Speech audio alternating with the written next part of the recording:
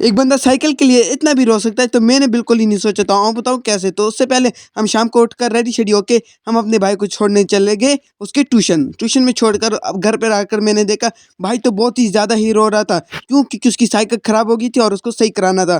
तो उसकी साइकिल मैंने पहले बाहर निकाली कि देखा क्या-क्या ख़राब है। उसके टायर में बिल्कुल हवा नहीं थी, ब्रेक में सब फ़ेल थी और कुछ भी सही नहीं था उसकी साइकिल में। तो मैं साइकिल उसकी लेके जाने लगा भैया के पास, जहाँ पर उसकी रिपेयर होनी थी साइकिल। तो पहले पहुँचे यहाँ पर, देखा यहाँ पर तो पहले स्टैंड लगाने लगा, क्योंकि भाई ने बोला था स्टैंड लगाना है। तो स्टैंड लगाने के बाद भाई तो बहुत ही ज़्यादा ही खुश हो रहा था। उसके बाद मैंने देखा स्टैंड भैया ने लगा दिया था। उसके बाद देखा टायर में बिल्कुल हवा ही नहीं थी, दोनों टायरों में। तो भैया को मैंने बोल दिया कि टायरों में हवा नहीं है। तो भैया ने अपना वो निकाल कर, अस्तर-बस्तर निकाल कर टायर में हवा डालने लगे। तो दोनों टायर में हवा डालकर भैया ने, तो भैया पंप हो गए, फिर उसके बाद यहाँ पर भैया ने साइकिल का हैंडल ठीक करने लगे। साइकिल का हैंडल ठीक करने के बाद साइकिल पूरी रेडी शेडी हो गई थी। तो भाई को मैंने साइकिल दे दी और भाई चलाते-चलाते घर लेके चला गया।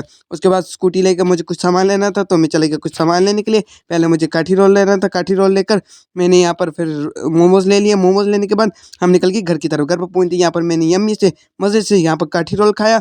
काठी रोल खाने के बाद वहाँ से निकल के हम सीधा निकल गए अपने भाई को चाची के घर छोड़ने के लिए। चाची घर पहुँचते दोनों की मोबाइल मैंने दे दी उनको। तो उसके बाद मुझे अपनी नानी के घर कुछ सामान लेके जाना था।